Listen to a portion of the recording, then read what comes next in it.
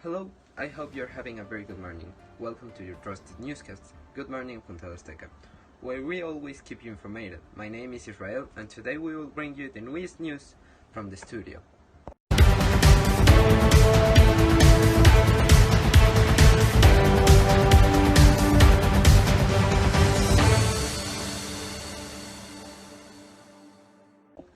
I greet you again. I hope you're having a magnificent tomorrow with the climates that we are having, very cold indeed, already letting us see the beautiful December seasons, where we are going with you, Misael, with the recommendations of these cold days.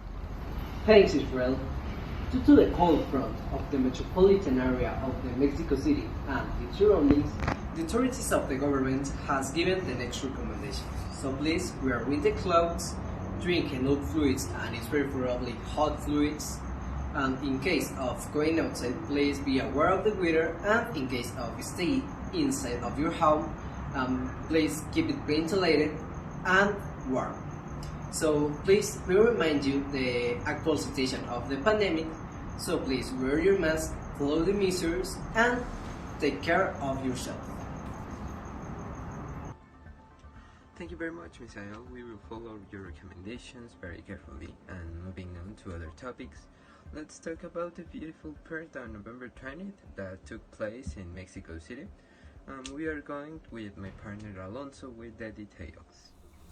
This year's military parade, which took place over several years, had as a great attraction a historical setting where several participants appeared very early on the plate of the Zócalo of Mexico City to recreate the famous Adelitas and clothing with typical costumes of the time. Soldiers of the Villista, Zapatista, and Obregonista armies to commemorate the 111th anniversary of the beginning of the Mexican Revolution. Here we can see some images. More than 6,700 personnel participated in the representation of the most important historical events of this event. This beautiful parade is quite impressive and helps us remember one of the greatest events in our country, which took place exactly on November 20th. Turning to other uses, Alfredo del Mazo assured that the contagion of COVID-19 in the state of Mexico continues to decline, and even during the return of classes. The governor of the state of Mexico, Alfredo del Mazo Maza, assured that infection in the entity continued to decline, and even during the return to school. Only 4,400 infections of COVID-19 have been registered among students and teachers, which represent less 0.1% of 4,500,000 students, plus teacher and administrative staff.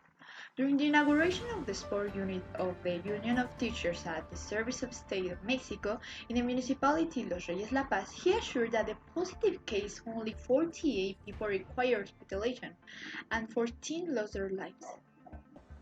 The loss of these people is regrettable. We hope that their relatives are well, although it's also a relief to know how little by little we are getting more and more involved to an old normality. Also, that doesn't mean that it's over, because we are still in a state of pandemic, so we explicitly request that you comply with the health measures every time. Now we have as a breaking news the fire of a fuel pipe in Tlalnepantla. Now we are going with the details.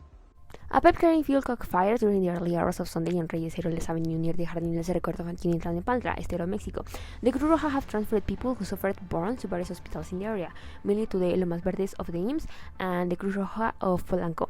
After the accident, police authorities cordoned off the area and closed Reyes Heroles Avenue circulations, since the fire raised some vehicles. Emily, it was reported that various housing units near the fire area were evacuated. Officially, so far, we have information that there are approximately 10 injured as a result of this incident.